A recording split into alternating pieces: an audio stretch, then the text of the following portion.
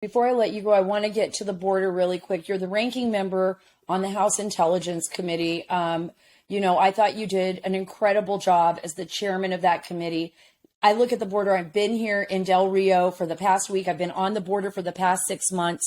Mm-hmm. What, in your assessment, is the biggest national security threats we are facing? And how do you assess what is happening here on the border? Because fundamentally, I'm seeing an administration that is changing our country in so many fundamental ways that it's damaging it. And I feel irreparably. I just feel that there's something going on here that we are not seeing. And I don't know if you have an assessment of what's happening. You and I were down at the border right. just a few months ago at the McAllen border crossing.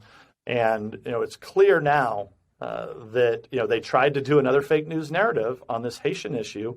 And they released some video of some planes taking off, supposedly taking them, back to Haiti, I guess.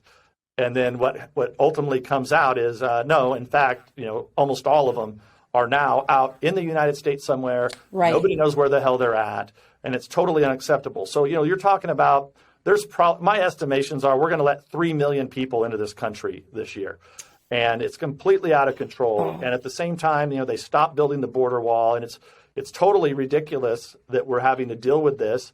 And the only thing that it really leads one to believe is that this, because they just lie about it all the time, they lie what's happening, because Trump basically right. at it, for the most part, the illegal immigration was narrowed down to people that were trying to get in this country to do really bad things, drug cartels, drugs, that sort of thing. But people knew they weren't under Trump. You weren't just going to be able to bring some kids, claim asylum, right. And get in because it was the Remain in Mexico policy. So they're basically, this is like the Baghdad Bob administration. This is like Baghdad Bob is in every nook and cranny of the Biden administration, and they just lie and they say things that aren't true. So because of that, the only thing that you can surmise from it is that they're trying to change the electorate in this country. They're just trying to let everybody in because they know 5 years, 10 years, 15 years, 20 years from now, they're going to fit into their category of their cult-like madness about white supremacy.